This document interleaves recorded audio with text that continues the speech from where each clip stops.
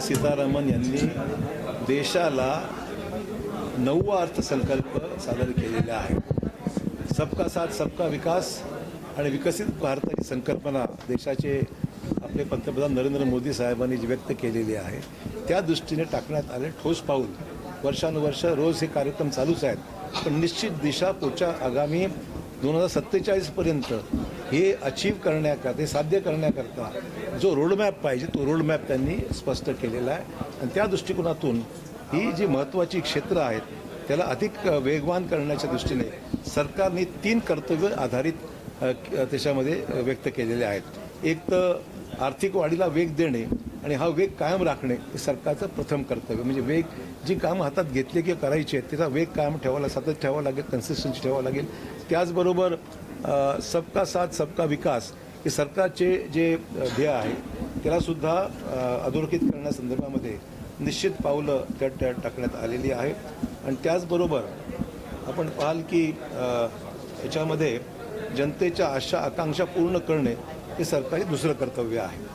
त्यामुळे हे सगळ्या ज्या गोष्टी आहेत त्याच्यामध्ये जे वेगवेगळे डिपार्टमेंट्स आहेत, स्पोर्ट्स डिपार्टमेंट आहे, ॲग्रिकल्चर आहे, एम्प्लॉयमेंट आहे, IT सेक्टर आहे, कृषी क्षेत्र आहे, या प्रत्येक क्षेत्राला भरीव मदत ही केंद्र सरकारच्या अर्थसंकल्पीय तरतुदीमध्ये करण्यात आलेली आहे.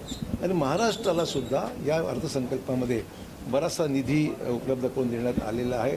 काही महत्त्वाचे जे ड्रग्ज आहेत किंवा ज्याच्यावर औषधोपचार, कॅन्सरवर आधारित जी काही असाध्य रोगावर ट्रीटमेंट चालते अशा 17 औषधावर सुद्धा मूलभूत शुल्क हे टोटली एक्साईज जो आहे तो पूर्णपणे माफ करण्यात आलेला आहे. आणि महाराष्ट्राला सुमारे केंद्र सरकारच्या वाट्यातून डेव्होल्युशन ऑफ टॅक्सेस ज्याला म्हणू आपण, त्यातून 98,306 कोटी रुपये केंद्र सरकारचा महाराष्ट्रातला हिस्सा महाराष्ट्राला मिळणार आहे. त्यामुळे याचा फायदा आहे. मुंबई पुणे, पुणे हैदराबाद हायस्पीड बुलेट ट्रेनची सुद्धा मान्यता त्याला देण्यात आलेली आहे. त्यामुळे हा प्रवास सुकर होणार आहे. 2 तासामध्ये आपण 1.5 तासात हैदराबाद आणि 40-48 मिनिटांमध्ये मुंबई पुणे हे गाठण्याकरता आता सोयीचं होणार आहे. आणि त्याचबरोबर हायवेसाठी पैसे देण्यात आलेले आहेत.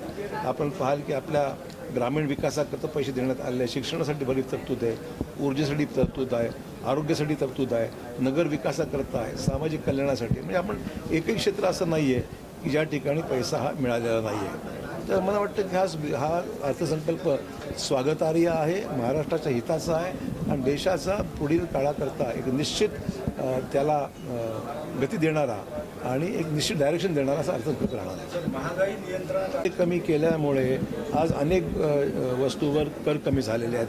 ही एक आपली सेव्हिंगच आहे ना. मागच्याच वर्षी 12 लाख रुपयापर्यंत पूर्ण इन्कम माफ करण्यात आले, लोक म्हणजे टॅक्स माफ करण्यात आला. त्यामुळे आपलं उत्पन्नावर कर 12 लाखापर्यंत आता कुठलाही टॅक्स नाही आहे. आणि इथं ज्या रिबेट्स देण्यात आल्या आहे, म्हणजे आता ज्याला आपण टॅक्सेसच्या बाबतीमध्ये जर उल्लेख जर केला, हे सगळे टॅक्सेस कमी झाल्यामुळे आणि GST कमी झाल्यामुळे मला वाटतं की महागाई नियंत्रणात आणण्यात पूर्णपणे जरी उच्चाटन जरी झालं नसेल तर महागाई नियंत्रणात आणण्यामध्ये आणि त्याचा लाभ सामान्य माणसाच्या मिळण्यासाठी अतिशय उपयुक्त ठरणारे काही निर्णय झालेत. सर, शिकून सवरून युवकांच्या हाताला काम नाही, मग युवकांना नोकऱ्या देण्याचं आश्वासन मागच्या काळात सरकारनं. स्टार्टअपसाठी पैसे तरतूद आहे. आता तुम्ही IT सेक्टरला जर पाहिलं तर IT सेक्टरमध्ये होणारी गुंतवणूक म्हणजे ज्याला आपण डेटा सर्व्हिसेस किंवा ज्याला आपण क्लाउड सर्व्हिसेस ज्याला म्हणू, त्याला 2 ते पूर्णपणे जो इन्व्हेस्टमेंट त्याच्यामध्ये करेल त्याच्यामध्ये पूर्ण कर माफ करण्यात आलेला आहे. तर 2 बस त्याला टॅक्सच नाही त्याच्यावर. तर मुद्दा एवढाच आहे की जे IT सेक्टरमध्ये, IT सेक्टर हे फार एम्प्लॉयमेंट जनरेटिंग अशा स्वरूपाचा व्यवसाय आहे. ते मला खात्री आहे की ज्या ठिकाणी रॉ मटेरियलचं प्रश्न नाही आहे, देशातल्या कुठल्याही जिल्ह्यामध्ये IT क्षेत्रामध्ये जर गुंतवणूक केली तर लोक आज आपली नांदेडून पुण्याला चाललेली आहेत. तर गरज पडणार नाही. नांदेडच्या नांदेडमध्ये जॉब उपलब्ध होऊन जाईल आणि IT आहे, IT सॉफ्टवेअर बिझनेस आहे, खूप त्याला भाव मिळणार आहे. त्यामुळे एक निश्चित पाऊल त्या दृष्टीने टाकण्यात आलेलं आहे. नांदेडचं उद्योग जगत जे आहे पूर्णपणे बोरकळीस आल्याचं चित्र आहे. आपण याच्याकडे कसं पाहतो? बदललेली परिस्थिती लक्षात घेता बंद पडलेले उद्योग सुरू करण्यासाठी, पुनर्जीवित करण्याकरता आणि काही लोकांना जर बिझनेस बदलायचे असतील चांगली संधी आहे. ज्या सेक्टरला असं आहे की एखादी गोष्ट निर्मितीची असेल किंवा ट्रेडिंगची असेल तर कालांतराने मार्केट परिस्थिती बदलत जाते. आणि त्यामुळे लोकांनी जर आता ज्या बदललेल्या परिस्थितीप्रमाणे नवीन क्षेत्रामध्ये जिथे वाव आहे त्या ठिकाणी गुंतवणूक जर केली किंवा नवीन बिझनेस सुरू केले तर मला वाटतं आता पहिल्यापेक्षा निश्चितच चांगले दिवस पाहायला मिळतील. तर उद्या नांदेडचा महापौर निश्चित होणार आहे, म्हणजे शेवटची तारीख आहे. कोण होईल नांदेडचा महापौर हा प्रश्न आहे, थोडा विस्तृत. नांदेडचा महापौर हा पक्षाची जी कोर कमिटी आहे मुख्यमंत्र्यांच्या अध्यक्षतेखाली ते निर्णय घेतील, ते ठरवतील तो महापौर होईल. सर, आपण केंद्रीय आरोग्यमंत्र्यांची भेट घेतली. नांदेडमध्ये सुपर स्पेशालिटी नांदेडला मी नड्डा साहेबांची भेट घेतली, केंद्रीय रेल्वे मंत्र्यांची भेट घेतली. नड्डा साहेबांना विनंती केली की नांदेडचा प्रस्ताव जो आहे तो आमच्या सुपर स्पेशालिटी हॉस्पिटलच्या बाबतीमधला, ट्रॉमा सेंटरच्या बाबतीमधला, बर्न इंजरीजच्या बाबतीमध्ये हा प्रस्ताव केंद्र सरकारकडे राज्य सरकारने पाठवलेला आहे. त्या लवकरात लवकर मान्यता केंद्रीय मंत्रिमंडळाने दिली. असे अनेक प्रस्ताव गेले, पण नांदेडचा त्यामध्ये अंतर्भाव आहे आणि त्यामुळे त्याला मान्यता द्यावी असं मी नड्डा साहेबांना विनंती केली आहे. शासनाने नुकतीच L2 लेवलच्या कॅन्सर ट्रीटमेंटसाठी मान्यता दिलेली आहे. राज्य सरकारने जवळपास 150-200 कोटी रुपये त्याला देऊ केलेले आहेत. त्यामुळे त्याला गती मिळतात नाही. त्यांना म्हटलं थांबा, घाई काय, ते म्हणलं मी जायची गडबड आहे, हात भिडून चालल्या गेले. ही बाई त्यांची शेवटचं असतं आंदोलन भेट होती.